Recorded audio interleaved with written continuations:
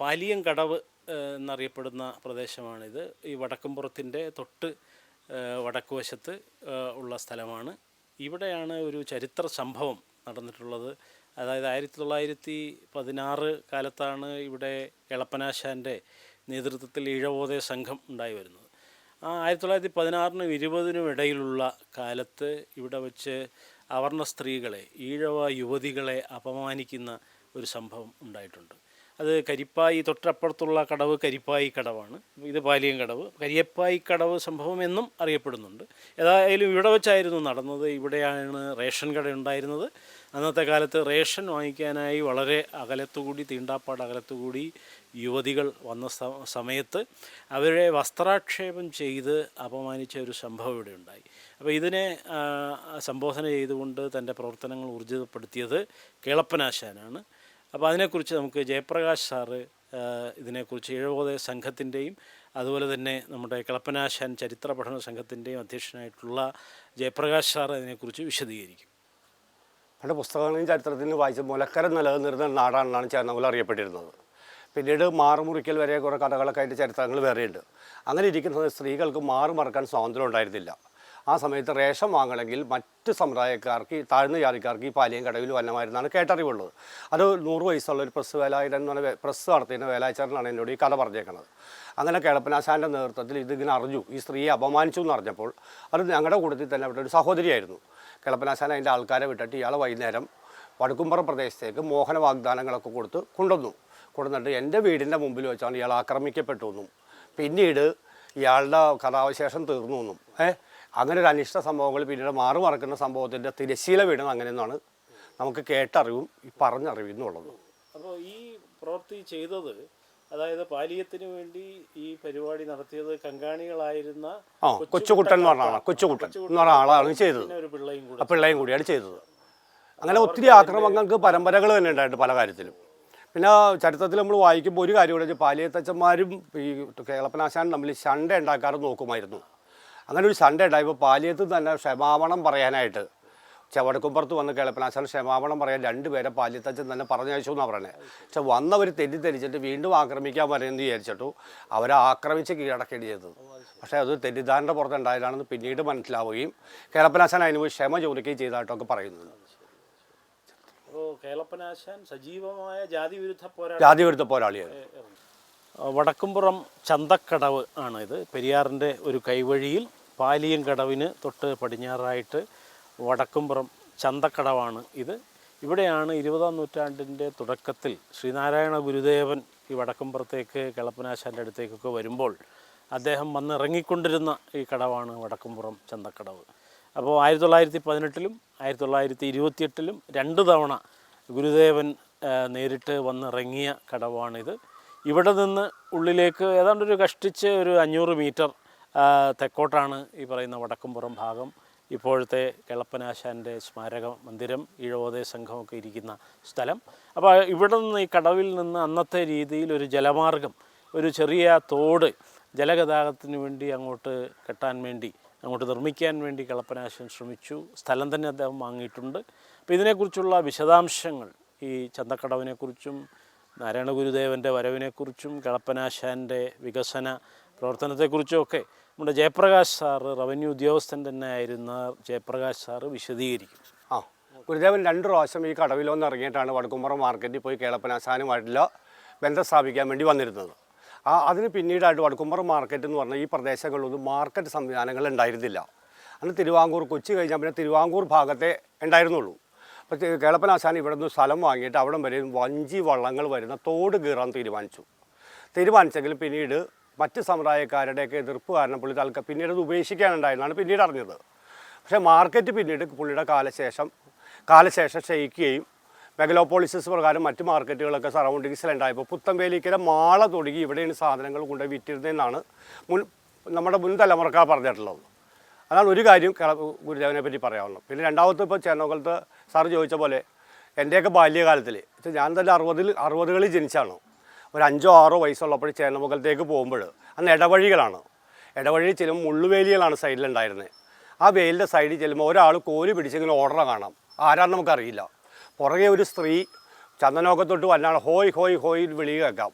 നമ്മളിങ്ങനെ ഒതുങ്ങി മാറി ഇരുന്നു ചേച്ചിമാരൊക്കെ പറയും മാറി ഇരുന്നോടാന്ന് പറയും. നമ്മൾ ഒതുങ്ങി മാറി നിൽക്കും. പിന്നീടാണ് നമുക്ക് മനസ്സിലാവണത് ആ തൊട്ടുകൂടായ്മയും തീണ്ടലും ഉള്ളതിൻ്റെ ഒരു ഭാഗമായിരുന്ന ചരിത്രമെന്ന് പിന്നീടാണ് നമ്മൾ മുതിർന്നപ്പോഴാണത് മനസ്സിലാക്കുന്നത്. ഇപ്പോൾ ജയപ്രകാശ് സാറ് നമ്മളോട് പറഞ്ഞതുപോലെ ജാതിയുടെ അതിഭീകരമായ തീണ്ടലും മർദ്ദനവും തൊട്ടുകൂടായ്മയും ഹിംസകളും ഭീകരമായിരുന്നു 1960കളിൽ പോലും എന്നാണ് ജയപ്രകാശ് സാറ് പറഞ്ഞത്. അദ്ദേഹത്തിൻ്റെ പിതാവ് തന്നെ ബ്രിട്ടീഷ് സർവീസിൽ ഏത് ഡിപ്പാർട്ട്മെൻ്റ് ആയിരുന്നു? സെൻട്രൽ എക്സൈസിൽ ജോലിയുണ്ടായിരുന്ന ഒരു ജീവനക്കാരനാണ്. ഇദ്ദേഹമാണെങ്കിൽ പിന്നീട് കേരളത്തിൻ്റെ റവന്യൂ വകുപ്പിൽ ജോലി ചെയ്ത ആളാണ്. അപ്പോൾ 1960 പോലും അവർണർക്ക്, ചെറിയ കുട്ടികൾക്ക് സ്കൂളിൽ പഠിച്ചുകൊണ്ടിരുന്ന സമയത്ത്, സാറ് ഏതാണ്ട് ഏത് ക്ലാസ്സിലായിരിക്കും? ഒന്നാം ക്ലാസ്സിൽ 2ാം ക്ലാസ്സിൽ പഠിക്കുന്ന കാലത്ത് പോലും ഭീകരമായി ഹോയ് ഹോയ് വിളികളും തീണ്ടലും അനുഭവിച്ചു എന്നുള്ളതാണ് മനസ്സിലാക്കേണ്ടത്. അപ്പോൾ അന്ന് ഏതാണ്ട് 1920കൾ മുതൽ എതിരെയുള്ള പോരാട്ടങ്ങൾ, വൈക്കം പോരാട്ടം അടക്കം നടന്ന് കഴിഞ്ഞ സ്ഥലമാണ്. അക്കാലത്ത് തന്നെ ബോധാനന്ദ സ്വാമികൾ, ഗുരുവിൻ്റെ മറ്റൊരു പ്രമുഖ ശിഷ്യനായിരുന്ന ബോധാനന്ദരുടെ ഒരു പ്രസ്താവനയുണ്ട്. തൃപ്പൂണിത്തറയുമൊക്കെ ആയിട്ട് ബന്ധപ്പെട്ടാണ് അദ്ദേഹം പറഞ്ഞത്, ഈ ഹോയ് ഹോയ് എന്ന വിളി കേട്ടാൽ ഢോയ് ഢോയ് എന്ന് കൊടുക്കണം, എന്ന് തിരിച്ചടി അപ്പോൾ തന്നെ കൊടുക്കണം ഏത് ജാതി അധിക്ഷേപത്തിനും. KR നാരായണൻ്റെ കഥ നമുക്കറിയാം. തലയോലപ്പറമ്പിലെ KR നാരായണൻ അവിടെ അടിയം ലഹള നടന്നപ്പോൾ ജാതിയുടെ പേരിൽ ഞാൻ ആർക്കും വഴിമാറില്ല എന്ന് പറഞ്ഞുകൊണ്ടാണ് സ്കൂൾ വിദ്യാർത്ഥിയായിരുന്ന, ഇതുപോലെ സ്കൂൾ വിദ്യാർത്ഥിയായിരുന്ന KR നാരായണൻ, തലയോലപ്പറമ്പിലെ KR നാരായണൻ അവിടെ അടിയം ലഹളയിലേക്ക് വന്നത് 1922 24 വൈക്കം പോരാട്ടത്തിലേക്ക് നയിച്ചതാണ്. അപ്പോൾ ഇത്രയും ഭീകരമായ ജാതി മർദ്ദനങ്ങളൊക്കെ 1960കളിൽ പോലും ഭരണഘടന നിലവിൽ വന്നതിന് ശേഷവും പിന്നീടും പതിറ്റാണ്ടുകൾ തുടർന്നു എന്നുള്ളതാണ് ജയപ്രകാശ് സാറിൻ്റെ ഈ ഹോയ് വിളിയെക്കുറിച്ചുള്ള അനുഭവ സാക്ഷ്യം വെളിപ്പെടുത്തുന്നത്. അത്തരമൊരവസ്ഥയിൽ നിന്നാണ് സഹോദരനും മറ്റ് പോരാളികളുമൊക്കെ കൂടി നിരന്തരം പ്രവർത്തിച്ച് 1946-48 കാലത്ത് നടന്ന പാലിയം സത്യാഗ്രഹം അടക്കം നടന്നിട്ടാണ് നമ്മുടെ ഒരു സമൂഹം പരിവർത്തനത്തിലേക്ക്, ജനായത്വത്തിലേക്ക് പരിവർത്തിച്ചത്. ഇത് പലതും ഇപ്പോൾ തിരിച്ചു വന്നുകൊണ്ടിരിക്കുന്ന ഈ കാലത്ത് ഈ പോരാട്ടത്തിൻ്റെ ചരിത്രങ്ങൾ, കേളപ്പനാശാൻ്റെ ജാതിവിരുദ്ധ പോരാട്ടങ്ങൾ, കേളപ്പനാശാൻ്റെ സാമൂഹ്യ പരിഷ്കരണങ്ങൾ, ആധുനികതയിലേക്ക് അദ്ദേഹം നടത്തിയ പരിശ്രമങ്ങളൊക്കെ ഏറ്റവും പ്രസക്തമായിരിക്കുന്നത്. വടക്കുംപുറം എന്ന് പറയുന്നത് ചേന്നമംഗലത്തിൻ്റെ പ്രദേശത്താണ്.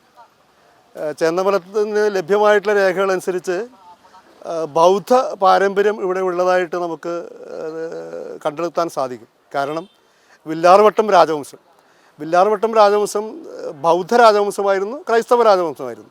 കാരണം പണ്ട് കാലത്ത് ഹൈന്ദവേതര സവർണേതര മതങ്ങളെയൊക്കെ ബൗദ്ധ എന്ന് വിളിച്ചിരുന്ന ഒരു പാരമ്പര്യം നമുക്കുണ്ടായിരുന്നു. ആ വില്ലാർവട്ടം രാജവംശത്തിൻ്റെ കേന്ദ്രം ആറങ്കാവ് ക്ഷേത്രത്തിൻ്റെ പരിസരത്തായിരുന്നു. അപ്പോൾ ആറങ്കാവ് ക്ഷേത്രത്തിൻ്റെ വടക്ക് വശത്തും തെക്ക് വശത്തും കിഴക്ക് വശത്തുള്ള പ്രദേശങ്ങളെ വടക്കുംപുറമെന്നും കിഴക്കുംപുറമെന്നും തെക്കുംപുറം എന്നൊക്കെ പറഞ്ഞിരുന്നു. അപ്പോൾ ഈ ആറങ്കാവ് ക്ഷേത്രത്തിൽ വില്ലാർവട്ടം രാജവംശത്തിൻ്റെ കൊട്ടാരത്തിൻ്റെ വടക്ക് വശത്തുള്ള പ്രദേശമാണ് വടക്കുംപുറം എന്ന് പറയുന്നത്.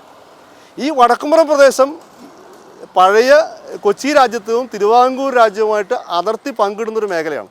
വടക്കുംപുറത്തിൻ്റെ പടിഞ്ഞാറാണ് തിരുവിതാംകൂറിൻ്റെ അതിർത്തിയും ഈ കൊതിക്കല്ലുകളൊക്കെ നിൽക്കുന്ന അതിർത്തി രേഖകളൊക്കെ ഉള്ളത്. ഈ വടക്കുംപുറത്തിൻ്റെ ചരിത്രം പറയുമ്പോൾ ഈ പ്രദേശത്തിൻ്റെ നവോത്ഥാനത്തിന്, പ്രത്യേകിച്ച് കൊച്ചി രാജ്യത്തിൻ്റെ മധ്യ കൊച്ചി രാജ്യത്തിൻ്റെ നവോത്ഥാനത്തിൻ്റെ നടുനായകത്വം വഹിച്ച ഒരു മഹത് വ്യക്തിയാണ് കേളപ്പനാശാൻ. കേളപ്പനാശാൻ ജീവിച്ചിരുന്ന ഒരു മേഖലയാണ് ഈ വടക്കുംപുറം എന്ന് പറയുന്നത്. അപ്പോൾ കേളപ്പനാശാൻ്റെ പൈതൃകമെന്ന് പറയുമ്പോൾ പുറകോട്ട് നോക്കിക്കഴിഞ്ഞിട്ടുണ്ടെങ്കിൽ ഒരു ബൗദ്ധ പൈതൃകം അതിനകത്തുണ്ട്. ഇപ്പോൾ വില്ലാർവട്ടം രാജവംശം, വില്ലാർവട്ടത്തെന്ന് പറയുന്ന നിരവധി കുടുംബങ്ങൾ ഈ വടക്കുംപുറം പ്രദേശത്ത്, ചേന്നമംഗലം പ്രദേശത്തുണ്ട്. അവരൊക്കെ ഒന്ന് പ്രധാനമായിട്ട് ഈഴവ വിഭാഗത്തിൽ ഉൾപ്പെടുന്നവരാണെങ്കിലും ബൗദ്ധ പൈതൃകമുള്ള കുടുംബങ്ങളാണ് നമുക്ക് ആദരിക്കാൻ പറ്റും. ഈ ബൗദ്ധ പൈതൃകത്തിൻ്റെ ഒരു പ്രധാനപ്പെട്ട ഒരു സവിശേഷത എന്ന് പറയുന്നത് മനുഷ്യരെല്ലാവരും സഹോദരന്മാരാണ്, എല്ലാവരും തുല്യരാണ്, എല്ലാവരും ഐശ്വര്യ പൈതൃകത്വത്തിലെ സഹോദരന്മാരാണെന്നുള്ള ചിന്താഗതിയാണ്. ആ ചിന്താഗതി ചെറുപ്പകാലം മുതൽ കേളപ്പനാശാനിൽ രൂഢമൂലമായിരുന്നു. കേളപ്പനാശാൻ്റെ ഒരു സവിശേഷത എന്ന് പറയുന്നത് വൈദ്യം. അദ്ദേഹം വൈദ്യം അഭ്യസിച്ചിരുന്ന ആളായിരുന്നു. വൈദ്യം എന്ന് പറയുന്നത് ആയുർവേദം എന്ന് പറയുന്ന അറിയപ്പെടുന്ന വൈദ്യം സംസ്കൃത പാരമ്പര്യങ്ങൾ മാത്രമല്ല പാലി പാരമ്പര്യങ്ങളും സിദ്ധ പാരമ്പര്യങ്ങളും എല്ലാം അതിനകത്തുണ്ടായിരുന്നു. അപ്പോൾ സിദ്ധ പാരമ്പര്യങ്ങളെ കേന്ദ്രീകരിച്ചുകൊണ്ട് വൈദ്യം നടത്തുകയും വൈദ്യശാല ഇവിടെ നടത്തുകയും ചെയ്തിരുന്നു. അതുകൊണ്ട് കഴിഞ്ഞ ഒരു 30 കൊല്ലക്കാലം വരെ ഇവിടെ ഈ പ്രദേശത്ത് വൈദ്യശാല എന്ന് അറിയപ്പെട്ടിരുന്നത്. വൈദ്യശാല എന്ന് വടക്കുംപുറം അറിയപ്പെടാനുള്ളതിന് പുറകിലുള്ളൊരു പ്രധാനപ്പെട്ട ഒരു കാരണം ഈ കേളപ്പനാശാൻ നടത്തിയിരുന്ന വൈദ്യശാലയാണെന്ന് വിചാരിക്കുന്നതിൽ തെറ്റില്ല എന്ന് കരുതുകയാണ്. പിന്നെ ഈ മേഖലയുടെ ചരിത്രം പഠിക്കുമ്പോൾ ഒരു വലിയൊരു വെള്ളപ്പൊക്കം 14-13 നൂറ്റാണ്ടുണ്ടായ വെള്ളപ്പൊക്കമുണ്ട്. 1341 വെള്ളപ്പൊക്കമുണ്ട്. ആ കാലഘട്ടത്തിൽ തന്നെ കോട്ടയക്കോവിലം പ്രശസ്തമായിരുന്നു, ഒരു യഹൂദ കേന്ദ്രമായിരുന്നു കേൾക്കുന്നുണ്ട്. ഇബ്നു ബത്തൂത്ത കോഴിക്കോട് നിന്ന് തെക്കോട്ട് കൊല്ലത്തേക്ക് പോയത് വള്ളത്തിലാണ് സഞ്ചരിച്ചതെന്ന് അദ്ദേഹത്തിൻ്റെ ചരിത്രരേഖകൾ എഴുതിയിട്ടുണ്ട്. അപ്പോൾ ഇബ്നു ബത്തൂത്ത ഇതിലെ കടന്നുപോയ കാര്യത്തെ സംബന്ധിച്ചും കോട്ടയക്കോവിലത്തിലുള്ള യഹൂദ കേന്ദ്രത്തെ സന്ദർശിച്ച കാര്യത്തിൽ professor PM Jussay Jews in Kerala എന്ന് പറയുന്ന തൻ്റെ മൗലിക ഗവേഷണ ഗ്രന്ഥത്തിൽ കണ്ടെത്തി രേഖപ്പെടുത്തിയിട്ടുള്ള കാര്യമാണ്. അപ്പോൾ ഈ കോട്ടയക്കോവിലത്തിൻ്റെ പ്രത്യേകത എന്ന് പറയുന്നത് ഈ വെള്ളപ്പൊക്കത്തിൻ്റെ ഫലമായിട്ട് വില്ലാർവട്ടം രാജവംശം കോട്ടയക്കോവിലം കുന്നിലേക്ക് കൊണ്ടുപോയി. ഈ കോട്ടയക്കോവിലം വില്ലാർവട്ടം രാജവംശം ക്രൈസ്തവ രാജവംശം എന്നാണ് പറയപ്പെടുന്നത്. ക്രൈസ്തവ രാജവംശം എന്ന് പറഞ്ഞാൽ ബൗദ്ധ രാജവംശമാണ്. ബൗദ്ധവും ക്രൈസ്തവികവുമായി പിരിഞ്ഞു കിടന്നിരുന്നൊരു പൈതൃകമാണ് നമ്മുടെ നാട്ടിലുള്ളത്. ആര്യാധിനിവേശത്തിന് മുമ്പ് എല്ലാ മതങ്ങളെയും സ്വീകരിക്കുന്നൊരു ചരിത്രം ഇവിടെ ഉണ്ടായിരുന്നു. അതൊരു ബൗദ്ധ ജൈന പാരമ്പര്യത്തിൻ്റെ പശ്ചാത്തലത്തിലുള്ളതാണ്. ഈ കോട്ടയക്കോവിലം കുന്നിൻ്റെ പരിസരത്താണ് മതസൗഹാർദ്ദത്തിൻ്റെ മതപ്രാതിനിധ്യത്തിൻ്റെ തെളിവായിട്ട് 4 ആരാധനാലയങ്ങൾ ഒരുമിച്ച് കഴിയുന്നത്. യഹൂദന്മാരുടെ സിനഗോഗുണ്ട്, മുസ്ലിം ദേവാലയമുണ്ട്, ക്രൈസ്തവ ദേവാലയമുണ്ട്, ഹൈന്ദവ ക്ഷേത്രമുണ്ട്. ഇത് 4ഉം ഒരുമിച്ച് കഴിയുകയാണ് ചെയ്യുന്നത്.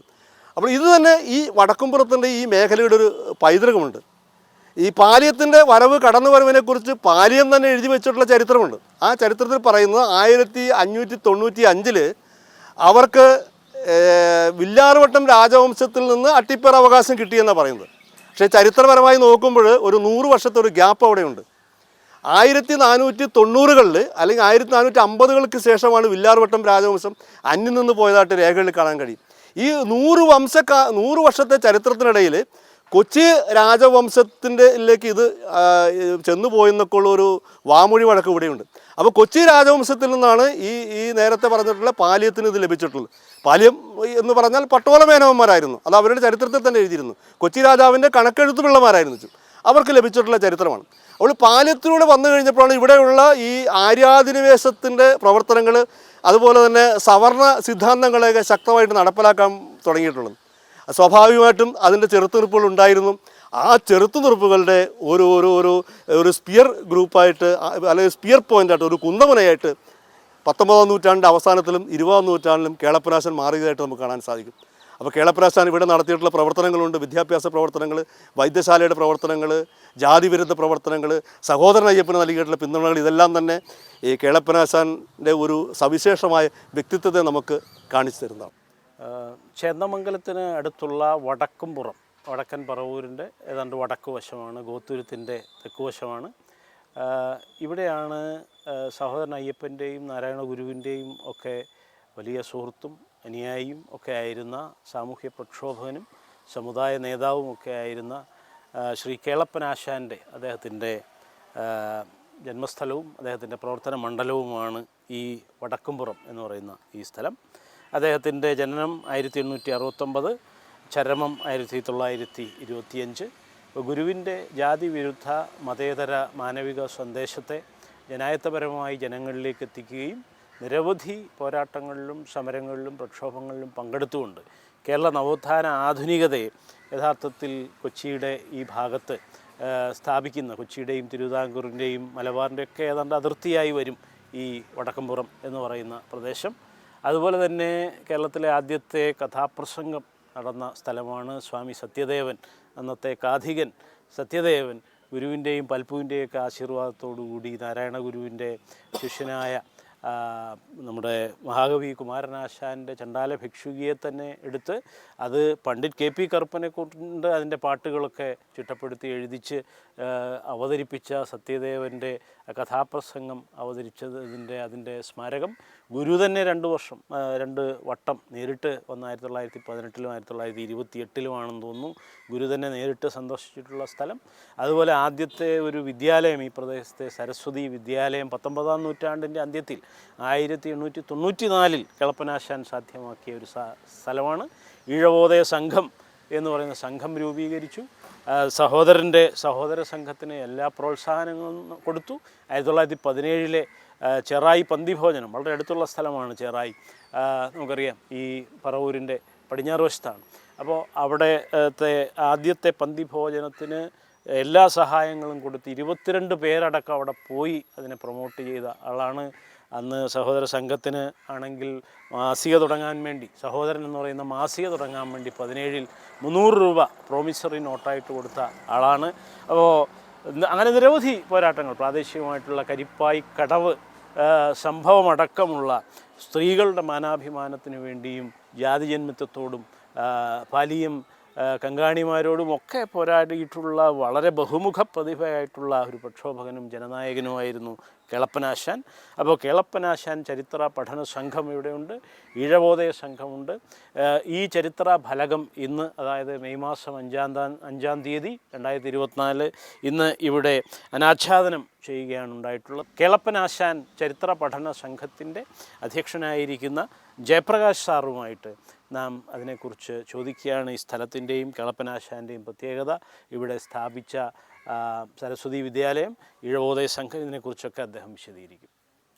സംഘം 1916-ൽ സ്ഥാപിച്ചാണ് ഇവിടെ ഈഴവ സംഘം. അന്ന് 5400 പേര് ആദ്യ മീറ്റിങ്ങിൽ തന്നെ പങ്കെടുത്തു എന്നുള്ളതാണ് അതിൻ്റെ ഏറ്റവും വലിയ പ്രത്യേകത.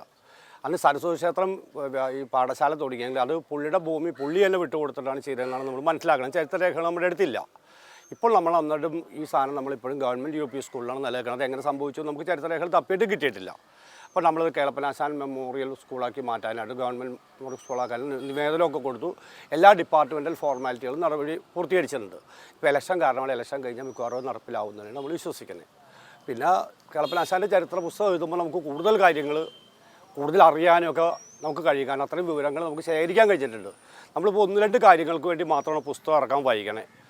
ഈ സഹോദരൻ അയ്യപ്പൻ്റെ പത്രം കിട്ടിയാൽ കുറച്ച് വിവരം കൂടി നമുക്ക് കിട്ടും. അത് ഇലക്ഷൻ കഴിഞ്ഞാലേ നമുക്ക് കിട്ടുകയുള്ളൂ. 2 മാസം വായിക്കുന്നത്. എന്തായാലും ഒരുവിധം കാര്യങ്ങളൊക്കെ ടൈറ്റസ് ഗോതെടുത്ത് സംഘടിപ്പിച്ചിട്ടുണ്ട്. എൻ്റെ കൂടെ എല്ലാവരുടെയും പരിശ്രമമുണ്ട് അല്ലെങ്കിൽ നടത്തി കൊണ്ടുപോകാൻ പറ്റും. 1894-ലാണ് ഈ സ്കൂൾ ഈ സർവശക്ത പാഠശാല പിന്നെ സർക്കാരിലേക്ക് കൊടുത്തായിട്ട് കണക്ക് നമ്മുടെ കണ്ടെത്താൻ പറ്റിയില്ല. പിന്നെ സംസ്കൃത പണ്ഡിതനായിരുന്നു പുള്ളി, ഈ കേളപ്പനാശാൻ എന്ന് പറഞ്ഞത്. പുള്ളിയുടെ മകനാണ് ആദ്യത്തെ PSC അസിസ്റ്റന്റ് സെക്രട്ടറി അമ്മുണ്ണി, പുള്ളിയുടെ മകനാണ്. പിന്നെ അദ്ദേഹത്തിൻ്റെ പേരിൽ തന്നെ ഉള്ളതാണല്ലോ ഈ വൈദ്യശാല, ഈ സംസ്കാരയിലെ ലൈബ്രറി ഉണ്ട്. അതുപോലെ ഇപ്പോൾ ഹോമിയോ അതിൻ്റെ ഇൻസ്പെക്ടറൊക്കെ അതിനകത്താണ്. പിന്നെ ഒരു വലിയ ഒരു സ്റ്റേജ് പണിയാൻ പോകണം, തറ കെട്ടിയിട്ടുണ്ട്, സ്റ്റേജ് ആക്കാൻ പോകണം. പിന്നെ ഇവിടെ തന്നെ ഓപ്പൺ എയർ ആയിട്ട് വളരെ മനോഹരമായിട്ടുള്ള വൃക്ഷങ്ങളോട് ഒരു കൊല്ലം കഴിഞ്ഞ് വരുമ്പോൾ സാറേ എൻ്റെ മോച്ചായങ്ങൾ മാറും എന്തായാലും വടക്കുംപുറത്ത്. ഇത് കാലം വൈകി എന്നുള്ളൊരു വിഷയം മാത്രമേ ഉള്ളൂ. ഞാൻ ഈ വടക്കുംപുറത്ത് ജനിച്ച ഒരാളാണ്. ഏതാണ്ട് ഒരു 78 വർഷം മുമ്പ് ജനിച്ച ഒരാളാണ്. ഇവിടെ തന്നെയൊക്കെ വളർന്നു, പിന്നെ പുറത്തു പോയി അങ്ങനെ ജീവിച്ച ഒരാൾ. അന്ന് മുതലേ ആശാൻ മൈതാനം എന്നാണ് ഇത് അറിയപ്പെടുക. അപ്പോൾ ഞങ്ങളെല്ലാം സ്കൂളിൽ പഠിക്കാൻ വരുന്ന ആശാൻ മൈതാനം ക്രോസ് ചെയ്തിട്ടാണ് ഇവിടെ സ്കൂളിൽ വരിക. അന്ന് പക്ഷേ ഞങ്ങൾക്കൊന്നും അറിയില്ല. ഈ സ്കൂളിന് ഒരു തുടക്കം കുടിച്ചത് കേളപ്പനാശാനാണെന്ന് അന്ന് ആർക്കും അറിയില്ലായിരുന്നു. എത്രയോ വർഷങ്ങൾ കഴിഞ്ഞിട്ടാണ്, പിന്നീട് അടുത്ത കാലത്താണ് നമ്മൾ മനസ്സിലാക്കുന്നത് ഈ സ്കൂള് കേളപ്പനാശാൻ ഇവിടെ ആദ്യമായിട്ട് തുടങ്ങിയ സരസ്വതി വിദ്യാലയത്തിൻ്റെ തുടർച്ചയായിട്ടാണ് ഈ വിദ്യാലയം ഇവിടെ വന്നത് എന്ന് പിന്നീടാണ് മനസ്സിലാക്കുന്നത്. അതിമനോഹരമായ സ്കൂളായിരുന്നു ഇത്. പഴയ കെട്ടിടങ്ങളൊക്കെ പൊളിച്ചു മാറ്റിയെന്ന് മാത്രമേ ഉള്ളൂ. അങ്ങനെ ഇവിടെയൊക്കെ ഇത് പഠിച്ചു. ഇവിടെ അന്ന് ഒട്ടേറെ ആ കാലങ്ങളിലൊക്കെ ഒട്ടേറെ സ്പോർട്സ് ആക്ടിവിറ്റീസ്, ഒട്ടേറെ സാമൂഹികമായിട്ടുള്ള മീറ്റിങ്ങുകൾ, കലാപരിപാടികളൊക്കെ നടക്കുന്ന ഒരിടമായിരുന്നു ഇത്. കഥാപ്രസംഗങ്ങൾ നടക്കുമായിരുന്നു. ഇവിടെ വോളിബോൾ ടൂർണമെൻറ്റ് 1958 ആണെന്ന് തോന്നുന്നത്. കടന്നിട്ടുള്ള സ്ഥലമാണിത്. അതിമനോഹരമായിട്ടുള്ള ഒരുപാട് ആക്ടിവിറ്റീസ് നടന്നൊരു സ്ഥലമാണ് ഈ ആശാൻ മൈതാനം. പക്ഷേ പിൽക്കാലത്ത് ഏതോ ഒരു കാലഘട്ടത്തിൽ അത് പതുക്കെ പതുക്കെ മാഞ്ഞുപോയി. ഇപ്പോൾ ഒരു പുനർജീവനം സംഭവിച്ചിരിക്കുകയാണ്. അത് എല്ലാ തരത്തിലും ഒരു നവോത്ഥാനമായി ഭവിക്കട്ടെ, എല്ലാവർക്കും അതിൻ്റെ വെളിച്ചം പരട്ടെ എന്ന് മാത്രമാണ് പറയാം.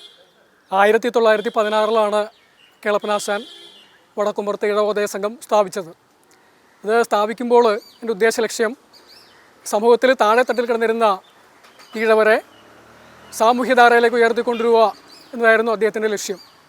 ഈ സംഘം സ്ഥാപിക്കുന്നതിന് മുമ്പ് തന്നെ കേളപ്പനാശാൻ 1894 സാധാരണ കുട്ടികൾക്ക് വിദ്യാഭ്യാസം ലഭിക്കണം എന്ന കാഴ്ചപ്പാടോടുകൂടി സരസ്വതി ക്ഷേത്രം പാഠശാല ഇവിടെ ആരംഭിച്ചു. അതേപോലെ തന്നെ അസുഖബാധിതരായ അവർക്ക് ചികിത്സ ലഭിക്കുന്നതിന് വേണ്ടി നിരവധി വൈദ്യശാലകൾ ഇവിടെ രൂപം കൊടുത്തിട്ടുണ്ട്. അതിനുശേഷം ഈ വിദ്യാലയം സർക്കാരിലേക്ക് കൈമാറുകയുണ്ടായത്. ലക്ഷ്യം സാധാരണ കുട്ടികൾക്ക് നല്ല വിദ്യാഭ്യാസം ലഭിക്കണം എന്ന കാഴ്ചപ്പാട് കൊണ്ട് തന്നെയാണ്. ആ വിദ്യാലയത്തിൻ്റെ പേര് ഇപ്പോൾ കേളപ്പനാശാൻ സ്മാരക ഗവൺമെൻറ് UPS എന്നാക്കുന്നതിന് വേണ്ടി നമ്മൾ സർക്കാരിൽ നിവേദനം കൊടുത്ത് കാത്തിരിക്കുകയാണ്. ഏറെ വൈകാണ്ട് വിദ്യാലയത്തിൻ്റെ നാമകരണം കേളപ്പനാശാൻ സ്മാരക വിദ്യാലയം എന്നാക്കി മാറും എന്നാണ് നമ്മുടെ പ്രതീക്ഷ.